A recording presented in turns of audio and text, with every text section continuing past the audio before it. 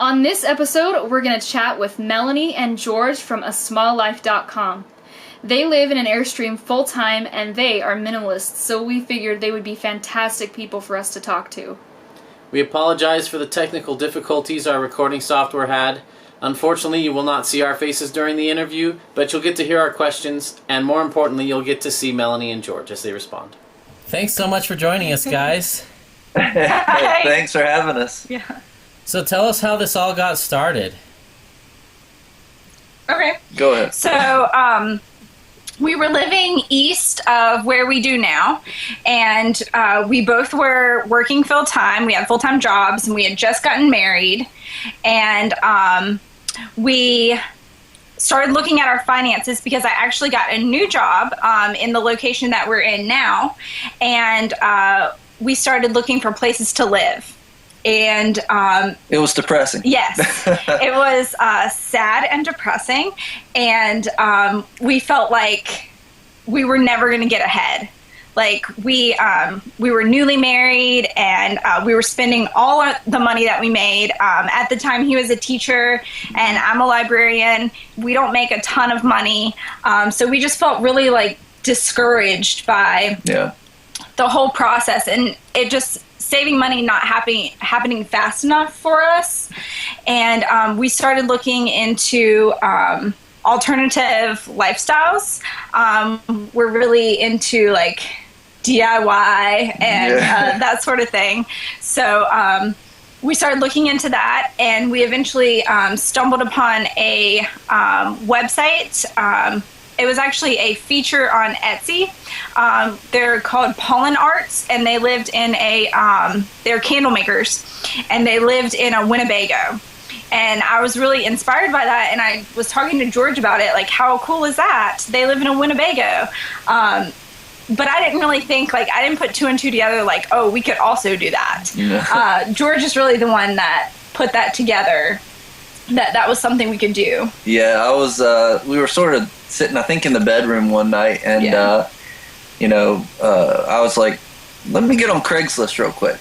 So I started looking, and I was like, well, there's sort of two tiers of Airstreams. There's nice new ones that are like $100,000, and I was like, well, that's not an option. We'd be in the same debt boat, if we were to try and buy a house at the time.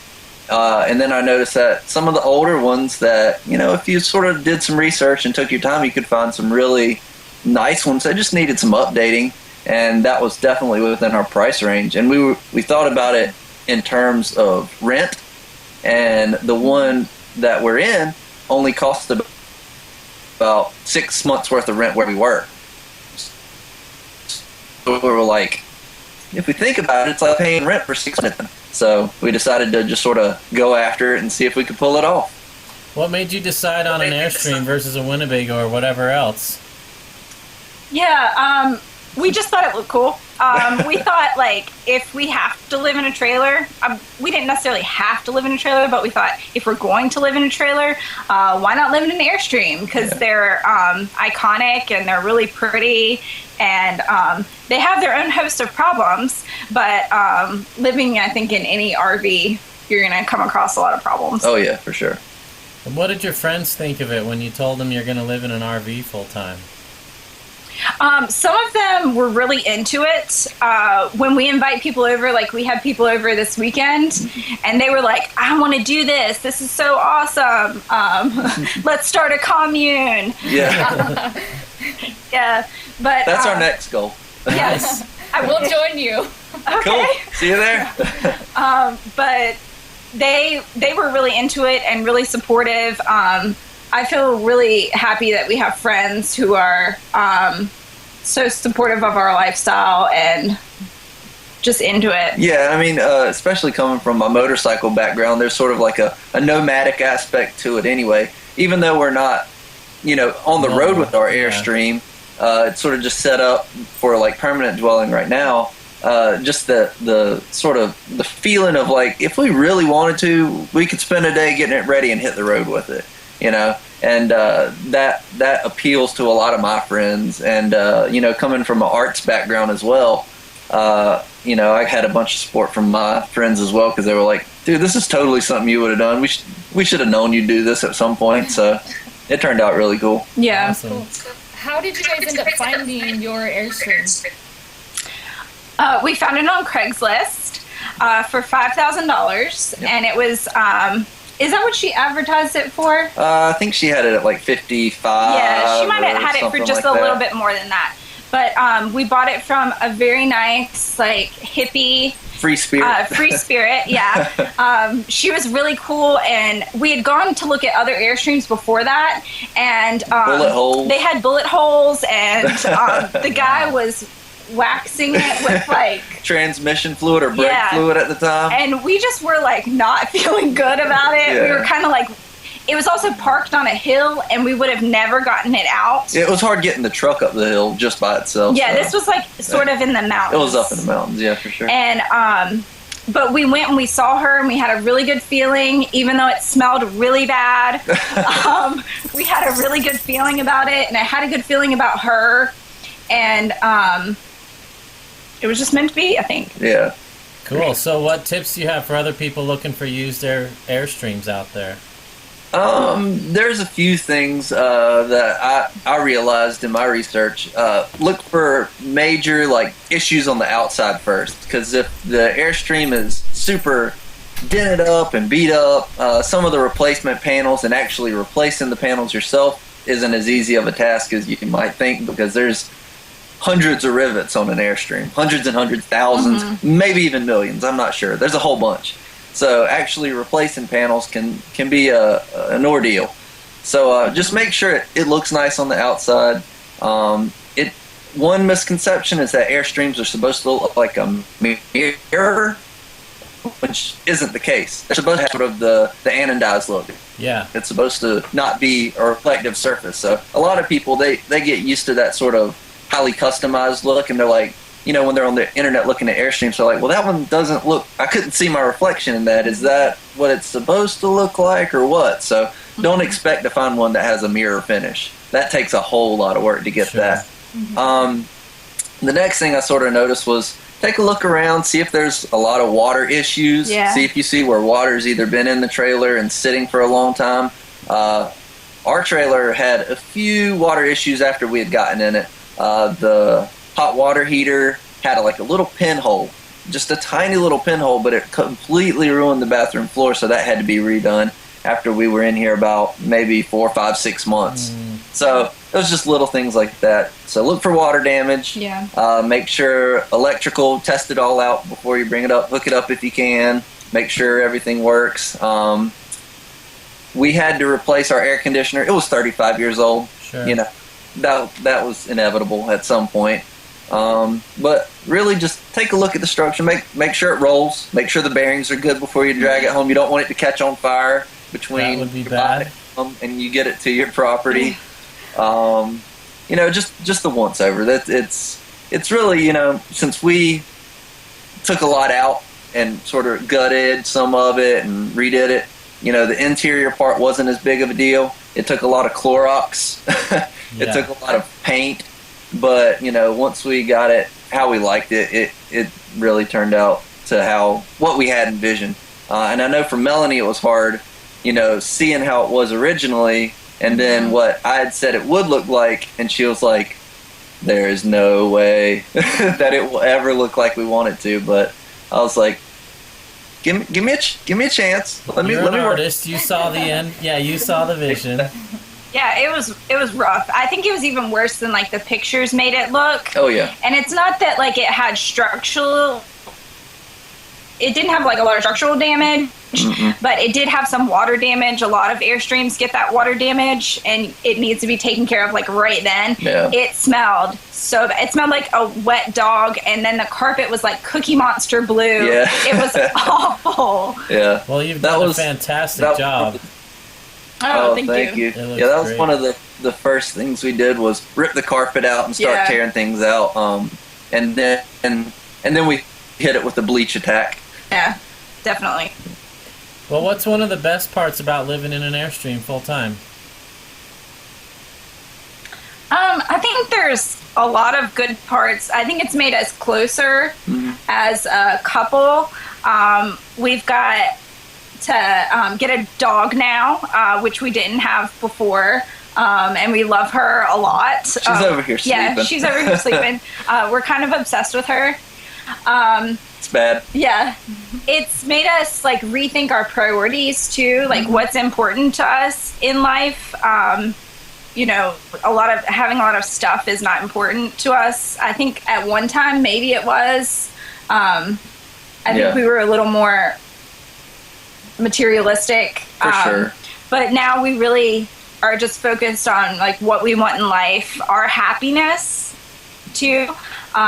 Experiences. Yeah. More than things. Yeah. More experiences, less stuff. Yeah. And especially me being the artist, being like I like knickknacks and little things all over the amount of stuff that I was able to sell and get rid of, and sort of either give it to my friends or sell online or whatever. I was surprised that I was able to do it. Let's just put it that way, because I've always been like a collector of weird little junk, Sure. So I've got a tiny little space now where I have a few little things, and other than that, I've just realized that I don't need it. And I thought I did for a long time. I was like, I gotta have all my cool little things, but I really don't need it at all. Did you have to do a big purge to fit into the Airstream, or were you just kind of didn't have much stuff because you were just married and you went into it? No, we were living together before we were married, so we had everything. And two of most things. Yeah, and two of a lot of stuff. We had a lot of furniture that like people had given us. We had, bicycles. We had just everything that you would need. Tons and tons of pots and pans, more than two people would ever need. Yeah, a lot of kitchen gadgets. Just all kinds of stuff that we didn't need. Yeah, we had accumulated a lot of furniture. Yeah. And luckily we were able to go and set up at the flea market and sell a lot of the stuff. Mm-hmm. So that helped, fund the building of the Airstream and everything. Mm-hmm. And in our last apartment, we had a closet that was probably like half the size of the Airstream. Half the size of this. So we were just like, if we have the space. Yeah. We can relate. We just came from a similar place ourselves. How did you get into minimalism and get introduced to that, to want to do that first? Yeah, I think it's been a real process for us. When I get on a roll, like, I love throwing stuff away now. Like, I love the perch. My stuff. Yeah. No, I don't. I never do that. I really don't. I'm very weird about that. I'm just kidding. But I love getting rid of stuff. I love donating stuff. I love making things look neat and clean. I think things that have helped are following like blogs and Pinterest boards that show like sort of what minimalism can look like in your home. That kind of design really appeals to me. And then I think it's really been a process, because when we even moved in at first, we had more stuff than could fit in here. Yeah. And as time has gone on, we've got rid of more and more stuff. Yeah. And it's always like, oh, sorry, go ahead. I was just gonna say it's an evolving process. For sure. What things were the hardest to let go of? Like, what were some of those last things that you guys shaved off the top after you moved in? I think we held on to a lot of books. Yeah. I had a lot of art books. I had a lot of books about professional wrestling. I had a lot of books about motorcycles and cars. A lot of reference books, even like encyclopedias I had some of, just for cool little imagery that you can find in there, the little plates and things from old, printings and whatnot. So we had a ungodly amount of books. Yeah. And they're heavy and there's not enough space for them in an Airstream. Yeah. And I'm a librarian, and when I go to conferences and stuff, sometimes I'll get books for free. Yeah. So it was like, books I would everywhere. bring like 20 books home, and then, we had shelves at the time to store them, but now I think that I have like 3 books that I keep, and those were given to me by my grandmother, who's now passed away. So I kind of use that as like a judgment call, like, is this book replaceable? If it is, then that means I can get it from the library, or I can get an ebook. If it doesn't have like "To Melanie, Love Grandma" in it, like, it probably needs to go. Yeah. So did the Airstream kind of force you to be in this minimalist mindset, or were you kind of starting before you thought of living in an RV? We sort of had it going on. Like I said, I had a lot of knickknacks and little trinkets and things, but the way we lived, even in the condo, was fairly clean. We liked a modern, more cleaned up look, not too much stuff everywhere. We didn't have, just tons of tiny little pictures and stuff hanging on the walls. We didn't have lots of different kinds of tables and lampstands and this, that, and the other. We kept it fairly basic because we were living in an old cotton mill. So it had cool exposed brick. It had the really nice old floors that had been refinished. It had super high ceilings. So if you clutter it up too much, it just looks like a chaotic space of, a hoarder or something. So being an artist... So we sort of like that sort of clean edge look. Yeah, oh, sorry, I didn't mean to cut you off. Oh, that's fine. There's like a 3-second audio delay for our viewers, so it's hard to time that sometimes. So being an artist, how have you... Artists need space and room to be creative. How do you satisfy that in an Airstream? What I've done is really just scale down. In art school, I was actually known for working on huge paintings, like bigger than life-size paintings. I think my first painting class, everybody came in with like 12 by 18 canvases, and I immediately hit it with like a 5.5 foot by 4 foot canvas. Wow. So that was just the thing I was into at the time was working on a huge scale. I've just gotten used to working smaller. And it's actually been a refreshing change for my art because I've been able to really focus in on the smaller details and make a composition look and feel big but live on a small surface. And as far as like the commission work and a lot of the illustration stuff, it's all done on computer now. I have my MacBook Pro and a Wacom tablet, and I do a lot of stuff with that now. And all the work is essentially stored inside your computer, so there's not a lot of materials and raw materials out, papers, pens, brushes, pencils, all that kind of stuff. So even though I do still do a lot of brush and ink work, very few supplies. You need a little bottle of ink, you need a watercolor palette to put your ink in, and your paper. So those are all very, minimalist amounts of stuff needed to actually execute a necessary piece. So I've definitely been able to scale down my work. That's cool that your artistic approach mirrors your life of, using small things to live a large life, and it plays on your smalllife.com kind of theme going on there. For sure. How much time do you spend in the RV each day, in the Airstream, and kind of what does your day-to-day look like? Are you doing art in there? Are you working in there? Are you leaving every day and coming back and just sleeping in there? Yeah, so I have a regular job. So I leave the Airstream each day. I'm actually right now the evening librarian, so I work from like 12 to 9 at night. So during the morning, like we have that time together to spend, even if we're just sleeping. So I leave until 9 o'clock at night, and then I come home, and then George is here all day. Yeah. I pretty much wake up in the morning, and me and Bambi the dog will go visit my parents across the property and hang out for a little bit and get her a little bit of exercise. She loves to go get belly rubbings from Pops, so she'll go hang out with him for a little bit. Then we'll come back and I'll get to work, whether it's responding to emails or just getting right into some of the artwork I need to do. So I'm here all day, and I'm with the dog all day. We're hanging out. If we're running errands, we're running errands together. But I work at a little 2 foot by 4 foot desk that's right behind me, and it's my studio, it's my house, it's sometimes the nightstand where I put my drink when I'm going to bed or whatever. And that's another thing. Everything has to have multi functions. Yeah. In the mornings and afternoons I'm here, and the reason, since she is an evening librarian, that's one of the main reasons we're living here is, for the monetary aspect, being able to save money.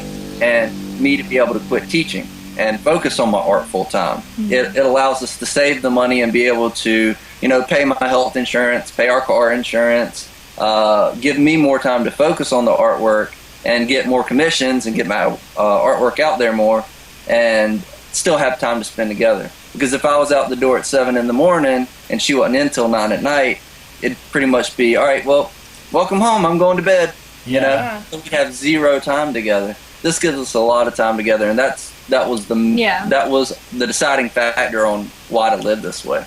And you're finding you really do have more time together. Oh yeah. Definitely. Awesome. I mean, we can't get away from each other. Tell us more about your art and how people can find out about it. Pretty much in the bed all the time. Do you have a website for your art, or a way that other people can find out about it? The best way is probably Instagram, The Gorgeous George. And one other thing that I've done is I have what's called Gorgeous George Yard Sale. It's my Instagram account name. That started from when we were paring down.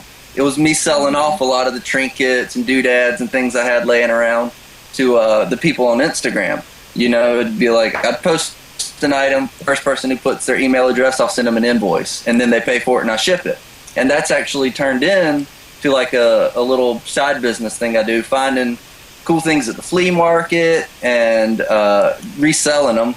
Obviously we don't have enough room to just store it all the time and, have stockpiles of stuff, so I buy it and I sell it right then. Also, patches and buttons and pins. Bikers love that kind of stuff, so I sell a lot of that. And, it's also a good avenue for my artwork to get that out there and people to see it. Great, very cool. Yep. What's the toughest part about this living arrangement? I mean, there are certain aspects of like a regular house that I miss. Like, I wish we had a bathtub. I wish that we had a dishwasher. Like, it can really dirty. You don't clean for like a day. If you leave anything out, you can see it at all times. You can see our entire trailer, like right now. This is it. So if you just have to be really on top of cleaning, and I'm not always on top of cleaning. And she lets me know when I'm not on top of cleaning either. Yeah. So it's like, for me personally, I can be focused in on one thing and it could be chaos around me and I wouldn't notice it. So a lot of times she'll come home and be like, you didn't sweep the floor today, did you? And I'll be like, sorry, I was focused on something, or whatever. So I can relate, yeah. So a lot of times it's just, we have to make it a priority to really get in here and focus on straightening up each day. So that can sometimes, take just a little bit of time. It doesn't take long to clean up in here. Yeah, it really doesn't. It's like a total mind thing. Yeah. Is that you just, I just worked all day and I don't want to clean. Yeah, so. Exactly. But it really doesn't take long. It's fairly easy. Yeah. But like she said, it does tend to look junky really quick. Yeah. So was an Airstream the right choice, or should you have gone with something different if you could go back and do it over again? I think we're completely happy with the way we've done it. There are larger trailers that are available, but I feel like what we've done is perfectly fine for the way we live. If we really wanted to spend more money, like an older Spartan trailer, which, I mean, they made some of those that were like, 54 feet long, and this is only 31 feet. It's more like just a standard single wide trailer, but they do have really cool like mid-century like things built in and whatnot. So but we didn't have that kind of time or money, and like I said, it was a really quick process. We had to get it done and we had to get in here. Yeah. So we were happy to find this trailer and get in here and make it work. And I can't think of really any other type of alternative living arrangement for us that would have been this effective and this easy, I guess. Even though it wasn't simple, it was easy. Yeah, I feel like we got a good deal, and I think we really we did put a lot of hard work into it, but I also think that we kind of lucked out. Yeah, like sure. I don't think everybody finds Airstreams at that price. And I've heard a lot of people like out west saying that, Oh yeah. you know, that's impossible there. Mm-hmm. So I feel like we did a good job. Yeah. Good job, us. Oh, Yeah. it looks great. I think it was an excellent choice. I was curious, since you guys live in a place where you do have 4 distinct seasons, what's harder, keeping it cool in the summer or keeping it warm in the winter? I'd say last summer it was keeping it cool in the summer. Yeah. The air conditioner up top went out, and since we replaced the gas electric refrigerator with a regular refrigerator in here, I was able to get one of those standalone like room air conditioners and vent it out the vent for the refrigerator, and sort of rig that up so it would work. And it was not adequate. It was warm in here, even though we had that thing going all the time. Yeah. But this summer with the new air conditioner up top, it's actually cold in here. Yeah. We have it turned off right now so it won't be so noisy, but it at night we're like bundled up and like really, really cold, which is a good thing, Like I said, the other one was 35 years old, so it wasn't performing at its optimal, level. But this one with a newer model and everything, it's really nice this summer. Mm-hmm. During the winter, since we converted everything from gas to just solely electric, we don't have like the gas furnace, so we use electric space heaters. We have one that we keep back in the bathroom and just sort of turn that on when we're back there, and the other one's up closer to the kitchen and near the bed, and that's on most of the time. Mm-hmm. And the main thing is, which a lot of people don't really think about if you have a standard home, is the pipes freezing. So we have to keep it warm enough in here and keep the faucets dripping, or we won't have water until it gets above freezing again. And in North Carolina, you don't know if it's going to be 2 or 3 days before it's above freezing or a month before it's above freezing. It's just the winters are so weird here. So we have to really think about that and be conscious of that. And it's happened both winters. We forget about it, and the pipes freeze up, and we're like, all right, maybe this afternoon it'll get to be about 34 or 5 degrees and we can get water back, or it could be 2 or 3 days. And we've gone a couple days with frozen pipes, but, like I said, you just sort of get used to it and you get in that mode of thinking about it, and you're good to go after that. Yeah, and we're thinking about getting a converter next year for the rooftop. Oh yeah, there's the air conditioning unit as well, which blows out warm air. So it's not just an air conditioner, which should save floor space. And at the same time, since it's really moving a lot of air, it should be able to keep it nice and warm as well. Yeah, we were just really wary of having gas in here, especially since it's not like a portable thing that we're doing. It's that we're here right now. Yeah. So I just felt much more comfortable with electric. Yeah. Do you guys have any tips for people like us and our viewers who are thinking about switching to living in a tiny trailer for full time? I mean, try it first if you can. Like, go and live in or rent out a tiny house or a trailer and see just how it is. And maybe if you can for an extended amount of time, because some things we didn't realize until we were like a month in. We didn't realize the change or the shift. There are certain things I didn't even realize until like recently. That I don't need so many clothes. I always thought like I needed a lot of clothes because I go to a regular job, and I recently am minimizing my wardrobe to where I only wear like 3 colors, and that's really helped, and it's made my life so much easier.